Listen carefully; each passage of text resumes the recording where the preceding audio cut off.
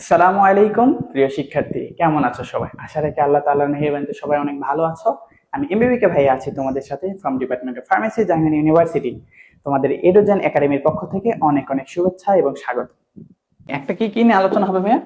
একটা আলোচনা হবে মুক্ত শিকল নিয়ে। দেখো, মুক্ত শিকল। ওকে, মুক্ত শিকল এগুলা ক্লিয়ারলি না বুঝলে তুমি নামকরণ সিস্টেমটা বুঝবাই না। মুক্ত শিকল কেন, কোনটাকে কি নামে দেওয়া হইতেছে, আরেকটা কি বলতো? বদ্ধ শিকল। ওকে, মুক্ত শিকল এবং বদ্ধ শিকল। ওকে, মুক্ত শিকল এবং বদ্ধ শিকল পাইলাম। এখন দেখো, এই মুক্ত শিকল এবং বদ্ধ শিকল প্রত্যেকটাকে আবার দুই ভাগে ভাগ করা যায়। একটা হলো সম্পৃক্ত, একটা হলো অসম্পৃক্ত। কি বলতো ভাইয়া? এটাকে দুই ভাগে ভাগ করা যায়। দেখো, দুইটা কি কি? একটাকে বলা হয় সম্পৃক্ত। নাম কি ভাইয়া? সম্পৃক্ত। সম্পৃক্ত। আরেকটাকে কি বলা হয় ভাইয়া? অসম্পৃক্ত। অসম্পৃক্ত। অসম্পৃক্ত। ওকে, ঠিক আছে। সম্পৃক্ত আর অসম্পৃক্ত, এটার মিনিং কি বুঝি বলতো? এটার মিনিং আসলে কতটুকু বুঝি? এটা সম্পৃক্ত অসম্পৃক্ত না, বদ্ধ শিকল সেম সেম। এও কত প্রকার ভাইয়া বলতো? সেম জিনিস। এও কত হবে? একটা হবে সম্পৃক্ত, একটা হলো সম্পৃক্ত, আরেকটা কি হবে ভাইয়া? আরেকটা হবে অসম্পৃক্ত। অসম্পৃক্ত। বুঝতে পারছি? তাহলে এটাও দুই প্রকার, দুইজনে দুই প্রকার। কোথা থেকে আমরা একটু শুরুটা মানে কি বলে, তোমার মূল মূল ভুলে যেও না। কি হাইড্রোজেন? হাইড্রোজেন হাইড্রোকার্বন কত প্রকার? কি ছিল? অ্যালিফেটিক, অ্যারোমেটিককে আমরা আবার তো বাদ দিচ্ছি, ওটা বড় ক্লাসে পড়বো। ওকে, ঠিক আছে। তারপর অ্যালিফেটিককে আবার কয় ভাগে ভাগ করা যায়? কি কি? মুক্ত শিকলকে আবার কয় ভাগে ভাগ করা যায়? অসম্পৃক্ত। এটাও সম্পৃক্ত অসম্পৃক্ত, এটাও সম্পৃক্ত। এখন সম্পৃক্ত জিনিসটাকে, সম্পৃক্ত কাদের বলা হয় জানো? যারা হইতেছে হাইলি কানেক্টেড। কিভাবে? শক্তভাবে কানেক্টেড। এখন শক্তভাবে কানেক্টেড জিনিসটা কি? আমি যদি তোমার ডান হাত ধরি, দেখি একটু হাতটা দাও দেখি। ডান হাত, এই যে এইভাবে ধরতেছি, এটা অনেকটা মজবুত না? এর পাশাপাশি মনে করো বাম হাত ধরছি উপরে, আবার দেখো উপরে হাত দাও, উপরে হাতে বাম হাত ধরছি, কোনটা একটু শক্তিশালী বলো তো? শক্তিশালী কোনটা? ডান হাতের তো শক্ত না। উপরে যে অতিরিক্ত দিলাম, এটা কি? এটা দুর্বল, এটা শক্ত না। সো এই যে ডান হাত যেটা একটা দিছিলাম শক্তভাবে, একটা হাতে যদি যুক্ত থাকে তখন সেটা কি হয়? শক্ত হয়। আর উপরের যেটা হয় না, ওটাকে বলা হয় দুর্বল। সো কখনো যদি দেখো কোনো যৌগের ক্ষেত্রে, হাইড্রোকার্বনের ক্ষেত্রে শুধুমাত্র একটা বন্ডে যুক্ত থাকে, তখন সেটাকে বলা হয় সম্পৃক্ত। তখন সেটা কি বলা হয় ভাইয়া? সম্পৃক্ত। ওকে, দেখো তার মানে এটাকে দেখো একটু একটু আমরা একটু উদাহরণ দিই। উদাহরণ যদি দিই, যেমন মনে করি যে আগে যেটা লিখছিলাম CH3 CH3, পুরাটা শুধুমাত্র একটা বন্ড আছে কিনা? CH3 হাইড্রোজেন তিনটা, CH3 হাইড্রোজেন তিনটা, আর মাঝখানে সিঙ্গেল বন্ড। সব জায়গায় সিঙ্গেল বন্ড আছে কিনা? কার্বন কার্বনের মাঝখানে কি বন্ধন আছে ভাইয়া? এই জন্য এটাকে বলা হয় সম্পৃক্ত। এটাকে কি বলা হয় ভাইয়া? সম্পৃক্ত। অসম্পৃক্ত হতে গেলে কি হবে? একটার পাশাপাশি দুর্বল বন্ধন থাকবে। কি থাকবে বলো তো? দুর্বল। তার মানে এটা কিরকম দেখো, এটা অনেকটা যদি লিখি, এটা মনে করে এরকম যে সি, আচ্ছা দুর্বল বন্ধন তোমাকে একটু আঁকানোই শিখি যে কেমনে লিখতে হয়। দেখো, কার্বন ডবল বন্ড, আচ্ছা কি হলো? Double bond carbon. তাহলে এই পাশে হাত বাকি আছে কয়টা? দুইটা। এই জন্য এখানে লিখবো কয়টা? এখানে লিখবো হাইড্রোজেন কয়টা লিখবো? হাইড্রোজেন লিখবো দুইটা। এখানে হাত বাকি আছে কয়টা? দুইটা। এই জন্য লিখবো 2। এখন এই যে এখানে মাঝখানে বন্ড কয়টা হয়ে গেল? Double bond. ওকে, ঠিক আছে। এই জন্য এটাকে বলা হয় অসম্পৃক্ত। শুধু এইরকম না, আরো হইতে পারে। আরো কিরকম হইতে পারে দেখো, আরো হইতে পারে হইতেছে কার্বন কার্বন তিনটা বন্ধনও থাকতে পারে। কি থাকতে পারে ভাইয়া? 1 2 3, আবার 3। তাহলে বাকি থাকলো কয়টা হাত বলো তো? এখানে একটা, এখানে একটা। বুঝতে পারছি? ওকে, দেখো তাহলে এখানে ছিল শুধু সিঙ্গেল বন্ড, এখানে ডাবল বন্ড, এখানে ট্রিপল বন্ড। ট্রিপল বন্ড হইতে গেলে শুধুমাত্র সিঙ্গেল থাকলে তাকে কি বলা হয়? সম্পৃক্ত। শুধু সিঙ্গেল থাকলে তার নাম হয়ে যায় সম্পৃক্ত। তার মানে এই যে এ কিসের অংশ? এরা হচ্ছে সম্পৃক্তর অংশ। আর অসম্পৃক্তের ভেতরে কে কে দেখো, এই যে এ যারা আছে পুরাটাই কি? পুরাটা হইতেছে অসম্পৃক্ত। একটু বুঝতে পারছি?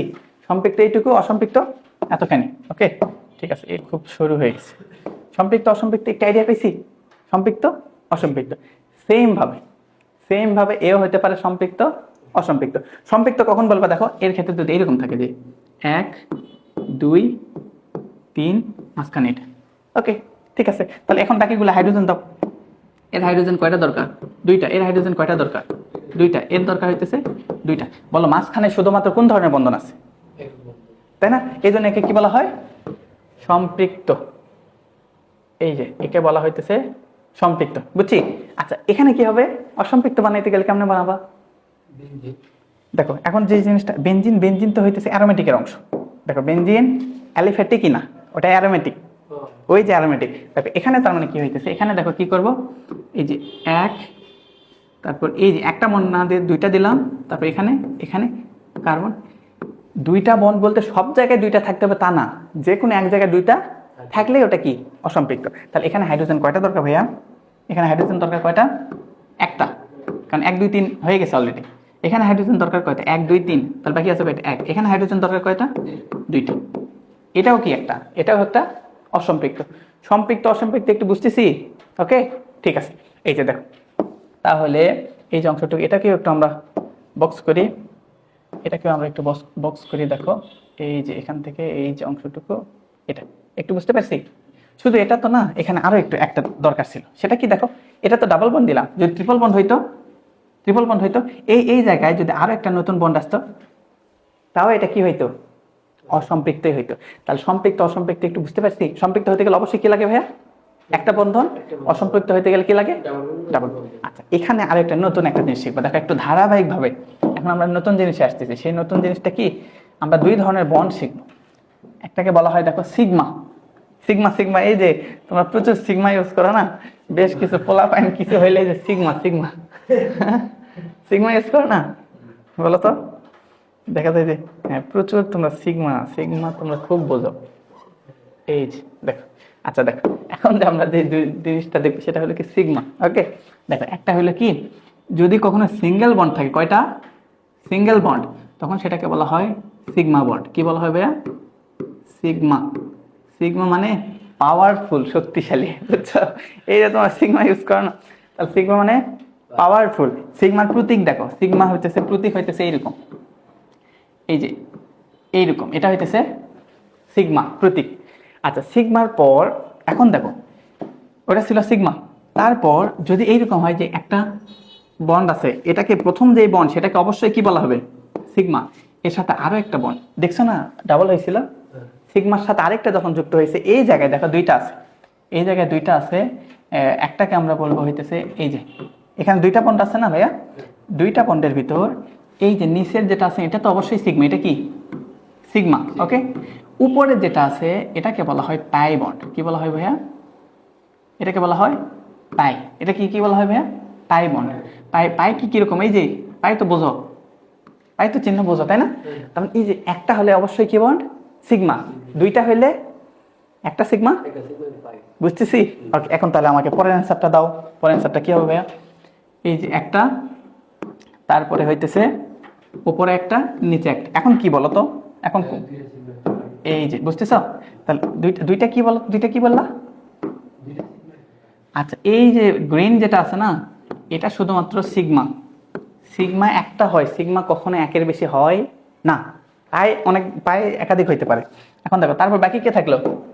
বাকি থাকলো হইতেছে দুইজন, এই একটা এই একটা, কয়টা? এই দুইটাকে কি বলা হয় ভাইয়া? Pi bond. এতটুকু বুঝতেছি। সিগমা বন্ড, পাই বন্ড, এখানে পাই বন্ড। তাহলে এখানে দেখো, তাহলে তুমি এখন বলো এখানে কি বন্ড ছিল? এক নম্বরে এখানে কি বন্ড ছিল? এখানে শুধু শুধু সিগমা বন্ড ছিল।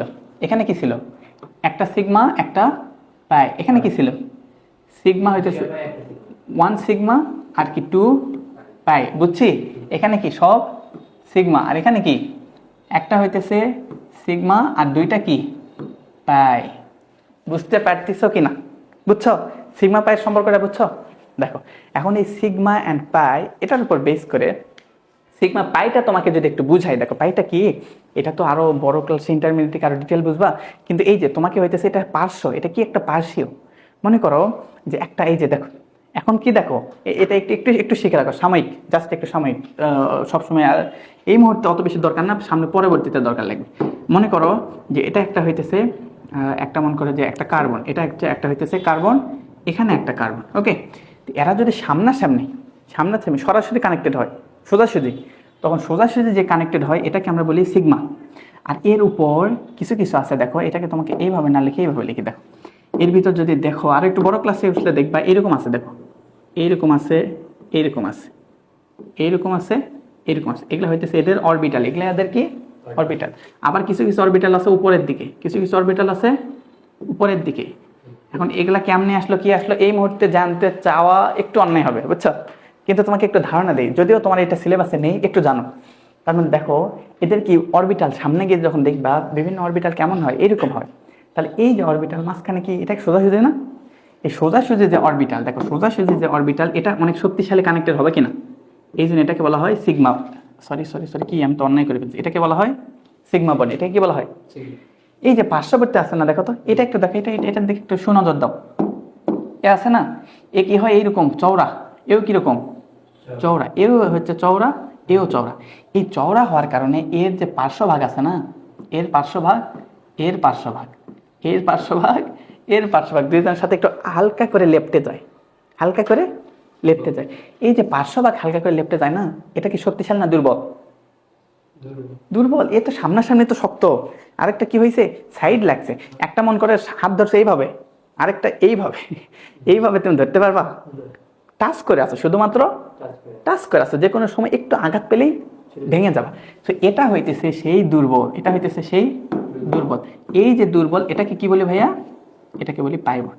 তাহলে একটু আইডিয়া পাইছো এই সিগমা বন্ড পাই বন্ড কোথা থেকে আসছে? যদি কোনো মৌলগুলা সরাসরি আসে তখন সেটাকে বলা হয় সিগমা, আর যদি পাশাপাশি পাই। বুঝছো?